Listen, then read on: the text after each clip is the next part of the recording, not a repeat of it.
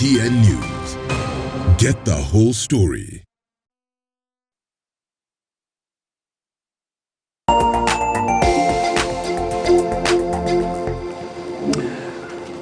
Welcome back. You're watching Wangozi Today here on Morning Prime. We continue with the conversation apace.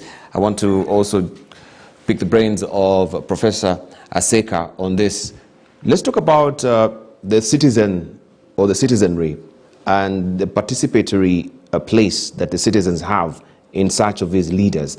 As I've mentioned, we're talking about the public intellectuals, right, who they sit back, middle class, who complain on Twitter, and they don't actively participate in the process itself. And so we end up leaving, different people from, of every stripe to come and go to vote at the end of the day. And then we complain about the leaders now we see on TV. How do we awaken this conscience that it is our civic duty as Kenyans, every Kenyan, that one particular vote of yours can make a measurable, discerning difference in this country? I think what we need is a serious strategy and program of civic engagement. Yes. Because I think the problem lies with the body politic. Bully politic. Body politic, largely the citizenry, including the intellectuals. The intellectuals have a very serious role to play of conscientizing citizens. Yes. By bringing out the truth as it is and facing the numerous problems that we have in our society for people to understand, so that when they take a position on this, they are duly informed. Of course, we need to demystify the whole issue of a politician. Yes. Because looking at a politician, it was said that politics is the art of the possible. And politicians, so long as it is workable, that they can be able to gain out of it and pursue their self-interest, it goes. Politicians are characterized with a high degree of opportunism, which should not be the case for a public leader. And that's why we talked of their being demagogues. Yes. They thrive on populism. They are driven by a profound sense of self-interest. And they seem to be narrow-minded. And that's why you find a lot of them are parochial. They are not open-minded, so to say. They are propagandists. And we need to see through the veil of their propaganda. They are distributors of largesse, using the instrument of money to corrupt, and therefore harnessing the various patron-client ceremonialism kind of system. So they abuse office. And I respect a man called Kierkegaard, who said that corruption is monopoly plus discretion minus accountability. Now, this is what we need to demystify, so that people can be aware of the dangers posed by this species of people called politicians. We are looking for leaders, transformational leaders, ethical leaders, servant leaders. These are leaders who, in essence, strive for statesmanship. And going into statesmanship is statecraft. The practice of statecraft is what makes you a statesman. That means 4 critical things in a transformational leader. 1, he must be a strategist, exercising strategic foresight. Number 2, he must be an engager, engaging the various circumstances, challenges, including instances of conflict, to turn around those conflicts by transforming them to bring about stability. So we talk about conflict transformation. He must be, or she must be, a facilitator, providing room for other people to grow up and empowering them. And lastly, an achiever, seeking to see progress. Now, these things will make a leader, unlike the politician, to be a problem-solving leader. And therefore, this is a personality that is highly selfless, a personality that practices what in ethics is called altruism, acting in the interest of the other rather than self. So political altruism is badly needed in our country here, so that we have ethical leaders who are altruistic, but we have self-aggrandizers who are taking everything and monopolizing power, monopolizing information, monopolizing resources. And you know what monopoly does? It destroys fairness. There cannot be fairness when people have monopolistic in tendencies. And so we need leaders who are open-minded, broad-minded, who can embrace all, not be ethnic particular, because there's a lot of ethno-populism in our country, so that we have a fostering of effective diversity management in our country, which is a critical issue. And so I am looking at these things as rather interconnected, and we therefore have to engage citizens to be aware of what bad leadership can do, because politicians offer bad leadership because they don't embody these critical elements. Right, but for them also to understand this bad element, we need, for them to engage, we need to know what is the political culture of our country. So then, Professor Wajakoya, how then do we describe the political culture of our country? If you're to talk about Kenya, how will you describe Kenya's political culture? First of all, Professor Aseka has laid the theoretical aspect. Yes. But let me speak on the practical aspect, part of it, from the experiences that we've gained around the world. If you look at India, for example, today, India does not speak of now. It speaks of sustainable tomorrow. It's speaking of 2050. Now, to reach 2050, you start with the lowest cadre of the society. They start with the children when they have been born from hospital. They put up a curriculum which will make these children centric to adapt certain moral, cultural aptitude. For example, now, a child in India today who wakes up to go to school in the morning, first of all, is taught about the parental cultural connectivity.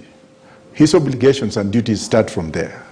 Then from there, as soon as he goes in school, he is taught the practical aspect of him as a business, as a future business entrepreneur. But on top of that, he's also taught about corruption. He's also taught about ethics of society and morality. And he's also taught about the caste system. This is your caste, you have to go by it. This is your religion, these are your principles. Accept yourself to who you are. Therefore, even if you are a Brahmin, you belong to the higher caste. If you are a Dalit, you belong to this. This is what we are, and we have been this way. But now, what is the way forward? In school, this is what you ought to do. When you go to school, you'll get a teacher to teach you about morality. Another teacher will teach you about ethics. Another teacher will teach you about the Constitution of India. And another one will teach you about how being an Indian is to add value to the Indian nation. And that's why the Indian government has passed legislation which proudly identifies an Indian wherever he is. It says India belongs to Indians wherever they are. It does not talk of Indian citizens, but it talks of ancestry and cultural diversity from the time when they were born, wherever they went to seek for India, wherever they went to work during colonialism, they are still welcome back. And how do you attract them back? You attract them back on tax rebates. If you are an Indian American who is not an Indian, so long as you can establish that you have got that kind of symbolic connection, umbilical connection to India, you are welcome to India to invest. The first 1 year or 2 years, you'll have 10% of tax rebate. In that way, they calculate moral obligation and authority into you. And as a child who is growing up, he knows that when I go to a matatu, I'll have to toe the line. I will stand this way. More so, if you look at our students, our kids today, I'm 62, I don't know how old you are, but if you look at my children, for example, of course, they are born and raised in UK, they are not here, but I'm looking at their counterparts, the ones I'm mentoring here in this country. They don't know about corruption. The current breed of children we have in high schools, secondary and university, they're like, what are you giving me this for? But it's the same goons that are now coming up to run for elections, that are trying to infuse that kind of culture in our society. And that's why the middle class is actually being destroyed. Like now, somebody goes to school, attains a degree, becomes a lawyer. And the Kenyan system of judiciary is the worst in the whole world. Where a child goes to Kenya School of Law and tomorrow he becomes an advocate practicing on the street. Whereas in Britain, you have to work with a lawyer, experienced, to get experience from people like Haminwa, so that you can come up and stand and then start legislating. Now, what will defeat this particular moral obligation of this lawyer who has just come out from Kenya School of Law and opened his law firm without experience? Corruption will come in, right? Integrity issues will come in, right? Then tomorrow, they're the same people now who are being appointed to various boards. You are injecting corruption in society. None of these political leaders want to identify that as an issue. But how do we look at 2050 from today? Do we look at 2050 as us sitting in this studio talking about 2050? Or do we look at 2050 as us looking at these children and developing a curriculum for them to adapt so that when they grow up to my age, they will know that this is wrong, this is bad, this is good, and this is how we go. And that's how Tanzania has been able to be reflective of Ujamaa, though people may not like it, but it united Tanzania to be what it is today. I represent the Chadema party in Tanzania, and what I've learned in Tanzania is that every Tanzanian is a Mswahili. That's all they know. Mimi ni Mswahili bwana. Wewe ni nani? Wewe ni Msukuma? Hapana, mimi ni Mtanzania. But go to Ethiopia, for example, where I'm representing the Tigrays. There is that division, ethnical divisions. These people used to be this before this happened, so they have to remain there. But in Kenya, it's now coming up the other way. We have got the middle class that have been created after Kibaki's government. These are the brokers that we see running around saying that we want to lead this country. Elect me as your MP, you'll get this. But these are the crooks. So we are recycling ourselves without knowing where we are going. If some people take over leadership today in this country, I will go back to Britain, trust me. Because they will be recycling the same people we have been seeing, those brokers who are now doing brokerage, those who are walking around the country with Prados. If you ask him, how did you get this Prado? That's why you have maize scandals, we have Aurora Dam scandals, and nobody wants to challenge these politicians to tell us that before I listen to you and before you give me money, where did you get this money from? So moral duty is actually input in somebody. For example, Professor Wajakoya is only one. Professor Seka is only one. But I have got my own character, and every television studio in this country fears me because they don't know what I'm going to speak. But inside me is the truth. I would rather live with the truths, die with the truths, go to jail, but go to jail and be remembered by the children we are leaving behind, that Professor Wajakoya used to tell them. Thank you. Thank you. All right, let me just hear from Dr. Jambo. So, in light of what Professor Wajakoya is saying, yeah, and I've mentioned, we keep on regurgitating the same leaders as well, even if they are flawed. Are we self-cannibalizing ourselves as a country, right? Are we eating ourselves, eating in and out and in ourselves, that we will never grow because we have character flaws within us. We have this thorn in the flesh within us that we cannot, let it out. So, in essence, we are festering.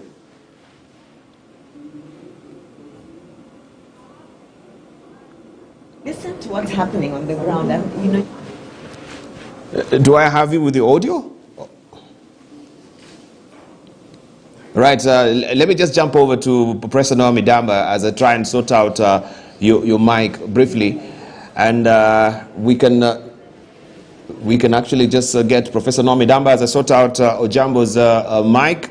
Yeah. Briefly, you had my question, Prof. Maybe you can latch on it. In the meantime, I'll be releasing also Professor Wajakoya. He has to go as well. Thank you, Prof, very much also for being on set. I really appreciate it. Professor Naomi Damba. Debal. Yes. Let us get the citizen to focus on what matters the most. From 2019 to 2020, we moved the pendulum of corruption index from 137 to 124, which was 13-point positive for Kenya. And Kenya became the highest positive point for Africa as a whole. Now, 124 when Rwanda is rated 49 in the world index. So how is how is it that world get there? And Tanzania is 94 in the World Index. We need to move that further. So the commitment of our incoming president must be, I'm going to move the corruption index about several points from where we are right now. And that is an indication that something is working in the country. And that's what citizens need to focus on. Right, thank you very much, Naomi Damba. Yes, you can see there, those are your pictures live from Kasarani. It's gray and overcast, as you can see right now. Well, we've taken it away. But this is now this current state of play. People are trickling in Kasarani. The program was beginning at 6 o'clock in the morning. And Right Honorable Raila Odinga is expected to be in attendance from 11 a.m. But you can see the current state of play there, live pictures coming from you from Kasarani, where the Azimio la Umoja National Convention will be happening today. Right, some of the former NASA brigades have also indicated they will not be in attendance. We are aware that Honorable Kalonzo Musyoka will be in Juba today, and also we have Musalia Mudavadi and Moses Wetangula indicating that they will not be in attendance today. Remember, this is now, or will be, the fifth stab that Raila will be giving to the presidency, and many punditry saying that, yes, this is a sink or swim for Raila Odinga.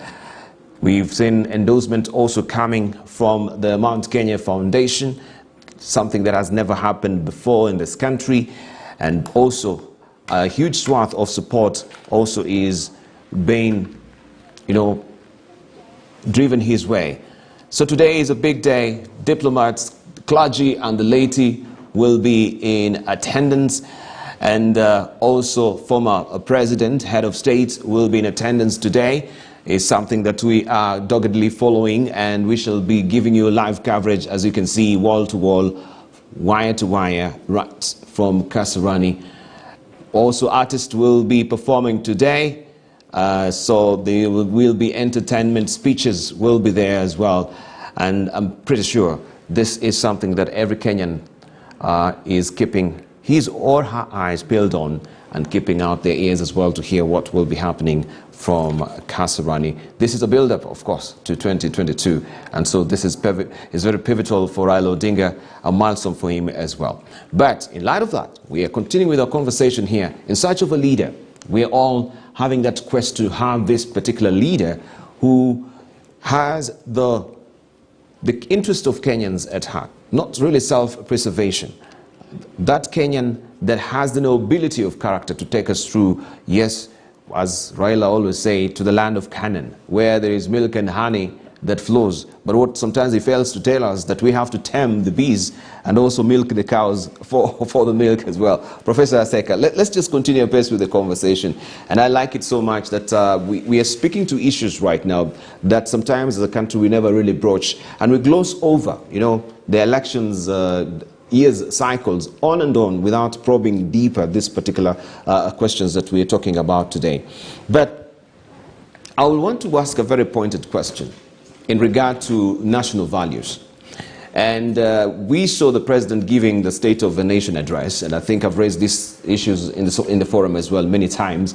And one of the documents that he handed over to the joint speakers of National Assembly and the Senate is the National Values Report. We've never,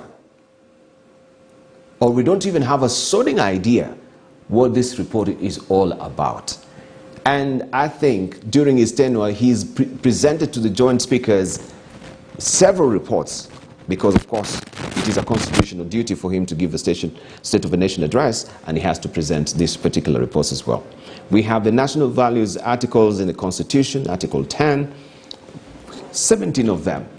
But Kenyans are still none the wiser when it comes to these values.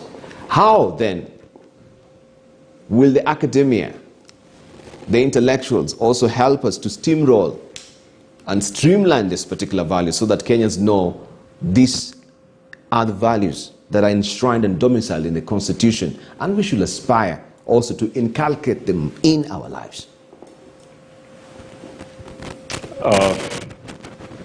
Inculcating national values in our lives takes strategy. Because if you look at Singapore, they had the equivalent of national values. Yes.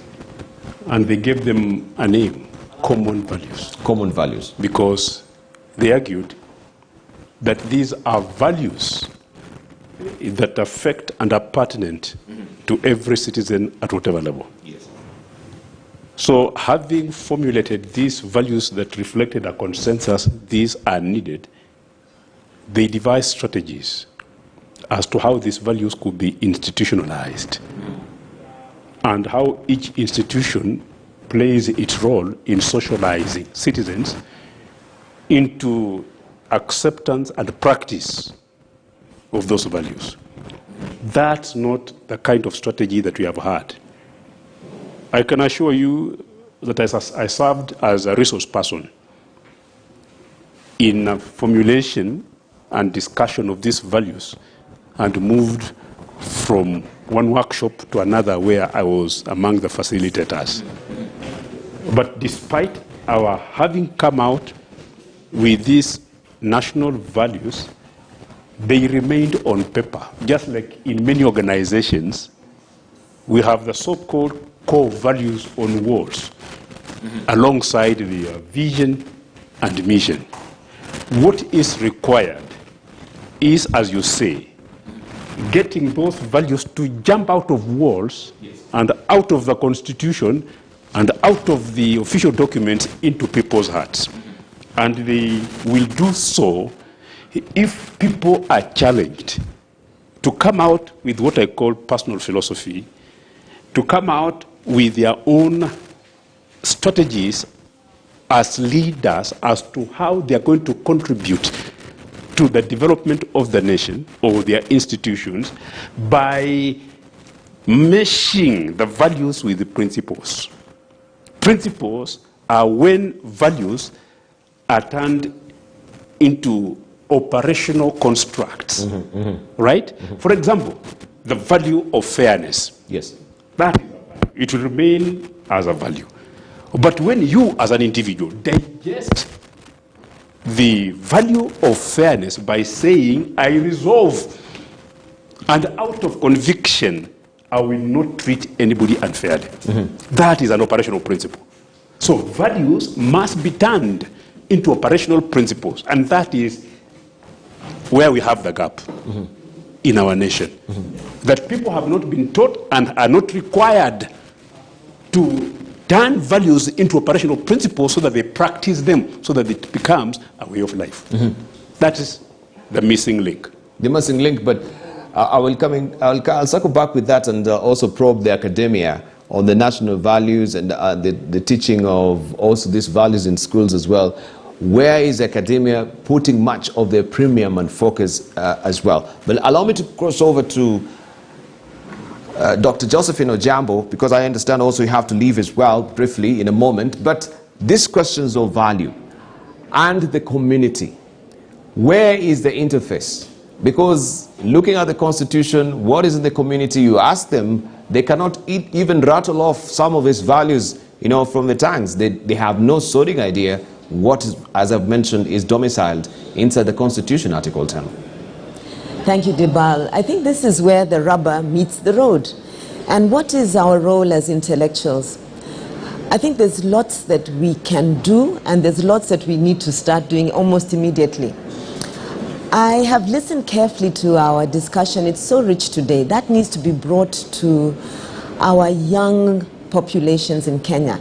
Let's start off with speaking about the children in schools, and I mean primary schools and lower secondary schools.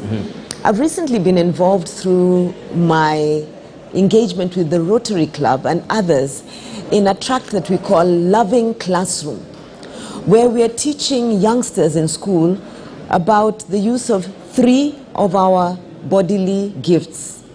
These are the head, the heart, and the hand. And we're teaching them to accommodate diversity, accommodate the student sitting next to you, respect authority, your teacher, your headmaster, and have a positive relationship and engagement with them. And that at the end of using a certain number of values, accommodation, love, kindness, caring, forgiveness, reconciliation, and etc., that one would act positively. So it's called positive relationship education. It's being tested in Sotik, in Bomet, and around the country, in places where Rotary clubs are able to engage with primary school students and, of course, their teachers. Now, professionals, intellectuals can always support the alumni organization and the primary school in your backyard, or the primary school you went to when you go home in the holidays. A little extra time out of your own time won't hurt you too much. That way you're able to bring these values to life in the minds of youngsters who are going to be and are the leadership of the future. So very simply, hand, heart, and hand. Head, heart, and hand. Move on. Several of us are engaging with university students. Apart from what we give them as, our modules, the curriculum, we mentor them. And it's a challenge for the intellectual, therefore, to mentor them in positive citizenship, in issues of national value, because we get a chance to engage with them. And they should see us as walking and living testimony to indeed who we are. I speak very often with the leadership at the National Council of Churches of Kenya. And they have a very innovative program where young leaders at county level are getting together in organized groups. And this time they're saying to the leadership that we're not going to come and wait for you to tell us what to do around the upcoming elections. We've turned the table. This time we're coming with our memorandum, already written out, clearly articulated about what we expect you to deliver for us. So the tables are turning. Recently, a group of national women leaders, again under the banner National Council of Churches of Kenya, got together. And the women are saying they have a role to play in the elections, not necessarily by casting their ballot, but by mediating where there is conflict and where there's the potential for, violence. They're challenging violence, and they won't listen to violence meted out to other political leaders who are female or at home. So again, these are areas where, as intellectuals, we can be engaged in preparing our country in the run-up to elections. The challenge is, many times we need to volunteer to be engaged. And this is very heavy on the pocket. But the important thing about leadership is that, as enticing as money is, your effort over a long term gives you a place at the table. And I would challenge intellectuals to do so. I want to also speak about the role of leaders across Africa, and speak very briefly to a role that I played at the Commonwealth, where we were able to put in place the good offices of heads of state. And the fact that we, for example, brought President Mbeki all the way from South Africa to Ghana to work with the two leaders there and help them to pass from a difficult election campaigning mode into a peaceful election and the transition. And that's a transition that saw outgoing Mahama hand over to the president, current president, in office. And I think these are roles where leaders can also use their intellectual skills and presence to help others transition from periods of conflict before elections into smooth post-elections configurations. The same role that we have seen Dr. Jakaya Kikwete play. The president, former president, was present with us a little while ago when we had the tensions after the elections. But many of our leaders, statesmen, can also play these kind of roles to help us transition through bumpy electoral cycles into post-elections and governance transitions. So I want to say that as intellectuals, we can play roles that are professional at community level. We can play humanitarian and charity roles that help to transition communities after elections. So there's a lot for us to do. I also want to say that for our leaders at the helm, we want to ask you to mind your language.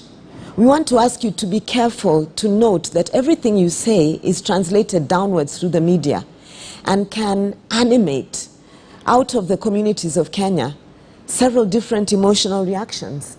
And we need to challenge your language so that we keep away from violence. We also want to challenge you to foster better communication amongst yourselves, to bring substance to the table. Kenyans want to hear what you have to deliver, and they're tired of the political jargon, of the abuse you hurl at each other. We want to see a leadership that is mindful that we are receiving your bad language, and sometimes it translates into community violence. We need to put this under a cap at this particular time. So at the end of the day, when we vote, what we are telling our leaders is that we are honoring you. Leadership is actually an honor that we are giving you. But we are honoring you because you have influenced us positively, and you have left a permanent mark on our lives. Thank you, Debal. Thank you so much, Dr. Josephine Ojambo. And of course, I have to release you right now. I know you have an excellent engagement. Thank you nonetheless for coming. But we continue apace with Professor Aseka and Professor Naomi Damba as well. And I just wanted to ask you this particular question, Professor Naomi Damba, because I know we were talking about national values, and also you have been smack dab in the middle of the genesis of the national values when they were being formulated. Yes. But as I've mentioned, and we're speaking with Professor Aseka, the implementation of it is something else that has come a cropper. And I wanted just to ask you, how then do we push this particular envelope that we have all these beautiful values in our constitution? And this is where we should be questioning politicians. Even when you're launching your political manifesto, where is the place of the value? And I was talking about also the academia that you are to blame, because much emphasis has been kept on the STEM, right? The science, the technology, the engineering, the mathematics, right? As the emphasis of driving this country forward. But when it comes to humanities, where we have a soul, where we have a spirit, where we have the ethical issues that we're grappling with, that is where we miss the mark. We never gave the emphasis. And even when in school we were taught, oh no, you're not a strong student if just focusing on the humanities. You need to be a mathematician, chemistry, physics, then you're a bright student. Debal, as a former vice chancellor and looking at my period as a vice chancellor, and you are right that I was smack right in the middle of formulating the national value. I co-chair an expert committee on the national value, which put it together, and then from there translate it to the ordinary person, the ordinary citizen, the mama mboga, the person in the street. And this was never done to the level that it need to be done. What Nyerere was able to do very, very well is to bring the community together so that every statement they make, there is a discussion at the local level in order to translate it into the local language and the local people to understand it. But we have a culture, Debal, which is fairly dangerous. And you can't blame the overall impact of it, because we do things today and tomorrow we don't remember it. Just hold on a minute yet. Thank you very much. Don't lose your track of thought, Professor Naomi Damba, because I want to cross over to Kasarani Stadium right now, where the action is today, being the day of reckoning for Rights Honorable Raila Odinga, the ODM leader right now, will be joined momentarily by our reporter Duncan Hayemba to just give us the feel and flavor of what is happening on the ground. As I've mentioned earlier as well, who adding to the gaiety of the occasion are diplomats who will be in attendance. Also will be having former head of state that will be in attendance as well, the clergy and the laity. Almost 6,000 delegates will be in attendance for this particular forum today in Kasarani. But outstandingly missing today as well will be the former NASA Brigades, that is Moses Wetangula, and also will be missing Musalia Mudavadi in action there. Also, Kalonzo Musyoka is in Juba. So the question that people are asking, right, is it a providential time that we have this particular trip in Juba by Kalonzo Musyoka, and we have excuses from Moses Wetangula and Musalia Mudavadi that will not be in attendance today? Were they invited? Of course they were invited. Are they giving support to Raila Odinga? That is a question that is really hanging on many Kenyans' rafters of their minds right now to get a clarification. But to give you more information on what is happening on the ground is Duncan Haemba. We cross over to him. Good morning, Duncan. Good to see you. Right, I can see, yes, the sun is busting out around here in Mombasa Road, but I can see over there in Kasarani it's still grey and overcast. How is it right now, the feel and flavor? We cross over to you.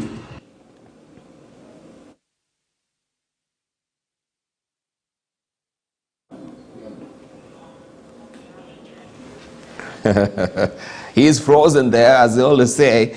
Monkeys are hanging on the line, and it seems many of them today are jumping around Kasarani. I don't know, that's why they're hanging on the lines as well. But we'll cross over there momentarily to just get that primer from Duncan Haemba to just give us a feel and flavor of the situation on the ground. Right, I'm giving to understand he's back, so the monkey's off. Let's just cross over to Duncan Haemba. Yeah, good morning, Duncan. You can hear me? Good morning, Duncan. Yes, Dibal, I can hear you. Fantastic. Just give us a feel and flavor of what is happening right now. Yes, as I was saying,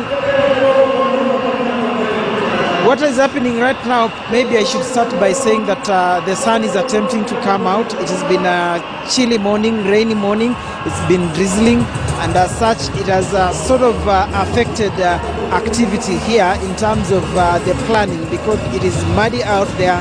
There are crowds that are milling out there, but because of the high security measures in place, it is taking long to process those who will be getting their way inside this 60-seater stadium.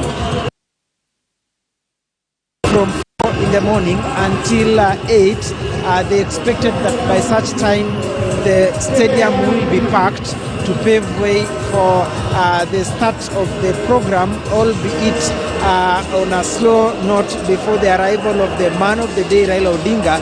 But from the look of things, the program might delay or might be a bit slower because of what I've said. There has been rain since morning until a few minutes ago when it subsided, and the sun is trying to come out. Now, just to paint a picture of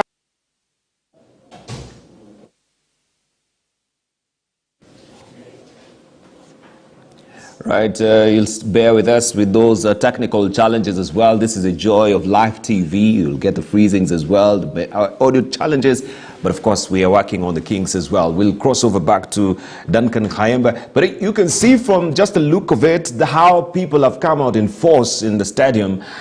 Almost 6,000 delegates will be in attendance today. And as Duncan is saying also, it seems that the weather is a bit crappy today, but a sliver of sunlight is coming out, so this will also give some, razzmatazz to the day as well. That will also cause a delay in the program, and as I've told you earlier, the activity began at 6 a.m. Raila will be in attendance from 11:30, and that program will go all the way to 2:30. I've just reiterated that we have diplomats in attendance, clergy and the laity. We have also in attendance former head of state that will be there as well. And you can see also party officials from other parties will be outstandingly missing out. But here in the studio, we continue with the conversation that complements what is happening in Kasarani. And for us, we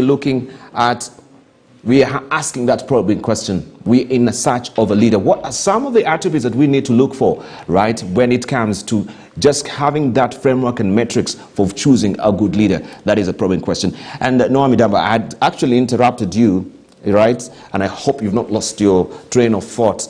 You were smack dab in the middle of a national values that we have domiciled in the Constitution right now, but the implementation of it is a different kettle of fish altogether.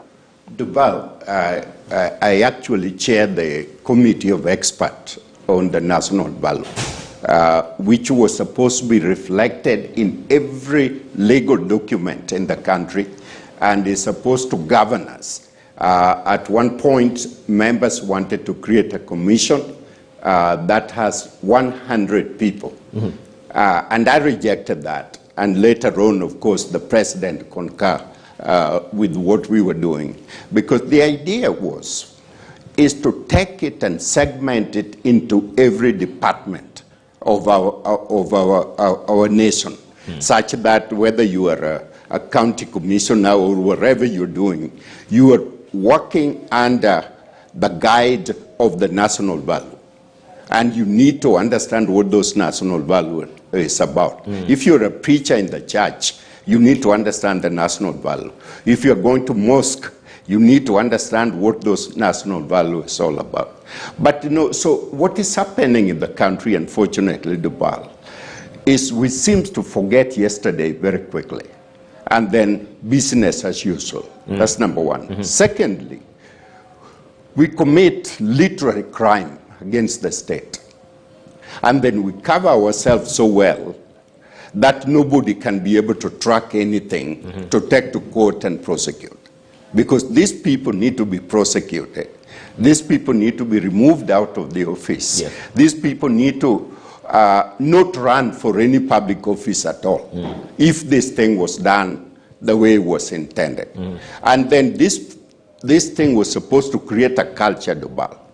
A culture where the student know I cannot cheat on the exams. And the consequences of that is serious.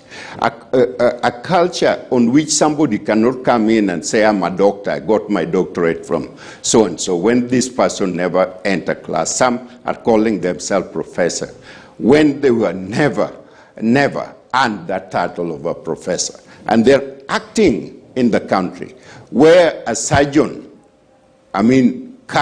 surgeon, go in the operation room, cut the patient, and this person never went to medical school. What is the consequences of that?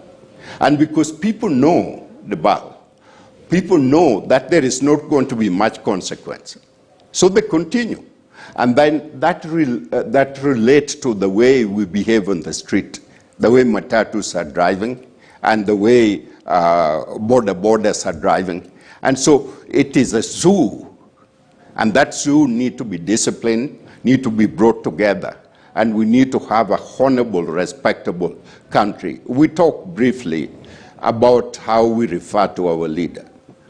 There is going to be only a few people that will be president of this country, because president is the highest office, the highest honor that we can bestow on that person.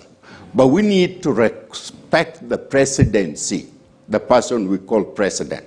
We need to reflect on what language, Dr. Jambo talked about the language we're using. The children are picking up those languages.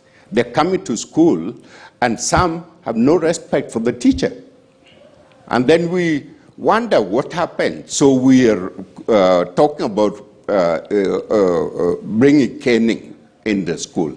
How far will we go with bringing caning if we don't teach value, so that this person acquire value at home, acquire value at school, all the way to tertiary education?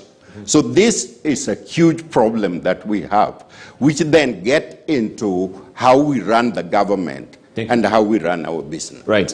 Prof, I don't know if you want to add something on that, but I have another question, or you've exhausted that. I just wanted to gravitate towards the issue of, the stipends, because we have also Right Honorable Raila Odinga saying we are going to be doling out 6,000 shillings to every Kenyan, right? Just trying to boost, the stipend that also the Ministry of Labour is doing currently, for the elderly at 2,000 shillings. But the question is, we have that from Raila Odinga. We have the 54 billion shillings that is promised by Deputy President William Ruto, also to the counties as well. Social welfare. We have, even amazingly, 500,000 shillings for them that want to be newlyweds, given as loans. This is also from the manifesto of Dr. Alfred Mutua as well. Social welfare. Is it where we're gravitating to?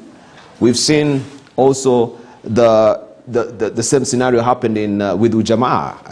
Is it Professor Naomi Damba, who were mentioning about Jamaa in Tanzania and Julius Nyerere as well. That dismally failed there. Where are we gravitating to as a country with the dole-outs and the social welfare program? Because we are not really a working nation. Okay, I think I will put my contribution in a twofold approach. Yes. I'll come to the latter, but then further to what Professor has just pointed out and what Dr. Ojambo had mentioned. Allow me to just fix your mic. I think it's failing a bit, so I'll just fix it, then we'll continue pace with the conversation. But in the meantime, you're watching pictures live from Kasarani. It's a beautiful day, 10th of December 2021. And also the delegates are coming out in force to fill out the stadium. As it was, 6,000 delegates will be in attendance today for the Azimio La Umoja National Convention that is underway right now in Kasarani. Entertainment is ongoing, and we have the delegates also trickling in, as it were. We will be having speeches also that will be slated for 2 p.m. there, right? Honorable Raila Odinga will be there from 11:30. And as we continue with that particular conversation, we are broaching the issue of the Raila presidency. He has been at it for the longest time. This is the 5th attempt that he's actually trying to put his foot in the water to see if truly he can succeed this time forth. Well, a lot of support is coming through, especially for Mount Kenya. Yesterday we had the Mount Kenya Foundation also rallying behind him and saying, yeah, tuko pamoja. And of course, we are looking out also to other pockets of the country if they will be supporting Raila Odinga. Today is a pivotal day politically for Raila Odinga. He has been a bastion of democracy in this country. We know he was very facilitative from pulling us out from the barnacle of a single party rule and trying to steamroll the current state of play of multipartyism in the country. Right? We have also Azimio La Umoja that is seeking out to have coalitions with other parties. Right now we know also in the National Assembly we have a bill that is on the floor of the House that is seeking to amend the Political Parties Act, that the coalitions will be also identified as political parties. Well, sounds like an oxymoron for me. This is a coalition, a party. Well, I do not really know maybe the basis of this particular bill. I'm not really intimately familiar with it. I might be misinforming you, but at least that is the basic information that we have right now. So today pans out to be, or it will pan out to be, a very important day, as I've mentioned, for Raila Odinga. And this is the journey that we're looking to where he started. Of course, we had with us Professor Wajakoya saying, you know, he has been in jail. He suffered for this particular country. He's earned his stripes when it comes to statesmanship. And maybe this particular attempt, he might sail through. But is it just the perception of a few or the many? That is a probing question we're asking. So, Professor Aseka, I interrupted you a bit. I hope you've not lost track of thought. So I'll fix your mic right now. Sometimes we try to bide our times also so that we can have our ducks in a row as well.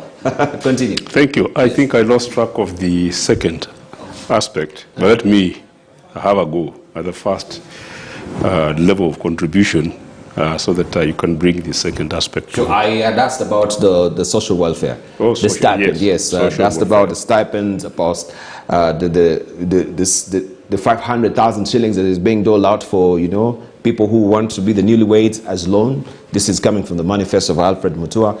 We have the 54 billion shillings that is meant to be helping the poor, the bottom-up economics, that model that Ruto also is touting as well. Okay. First of all, there's a man called Mesro. And Mesro came out with what is called transformative learning. Transformative learning. And the whole purpose of transformative learning is to enable what can be called perspective transformation in the learner. And that is the point at which values can be very useful if they are inculcated in students at a very low level, whereby they have a perspective which will make them behave in a certain way because they have made up their minds as to what they want to be and who they are. Yes. And so that calls for holistic learning. And therefore, we need to emphasize the whole idea of value-based leadership and value-based citizenship. Not just leadership, but also citizenship, so that citizens can as well be responsible. Yes. Knowing that when you have values which you have internalized and you apply, they help you grow personally, and they also help you to grow professionally and socially. And so leadership should be a leadership that is driven and based on values and by values. Now, that being the case, there is something called TAPI that was introduced by TAPI? You said, yes. TAPI is T for transparency. It's an acronym? Yes. Okay. T for transparency, A, accountability, P for prevention, E for enforcement, yes, and E for education. Now, transparency, I think, crossing into the terrain of my learned colleague here, who understands the importance of good corporate governance. And the state should embrace corporate governance practices and principles. Yes. Right? Because we have what we call the principal agent problem.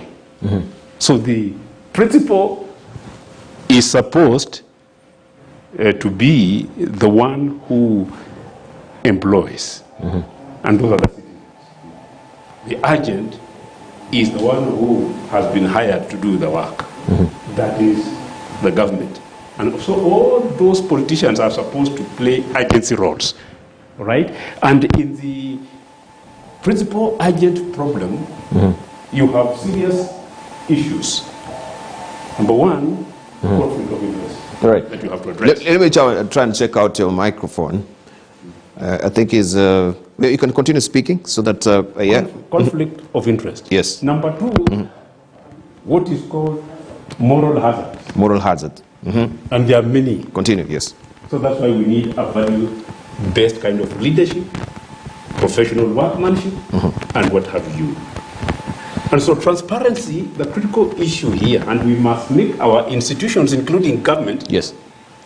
to be TAPI compliant Yes. as a way of safeguarding against corruption. Yes. And restore institutional and national integrity. Because that's the tool to help us be able to safeguard those. The critical issue in transparency is disclosure. Thank you. Right. Allow me to take a short break and then I'll circle back with more. Don't lose your train of thought. Of course, you're watching today a special edition of Uongozi Today, where we're primarily focusing on what is happening as well in Kasarani with the Azimio la Umoja National Convention that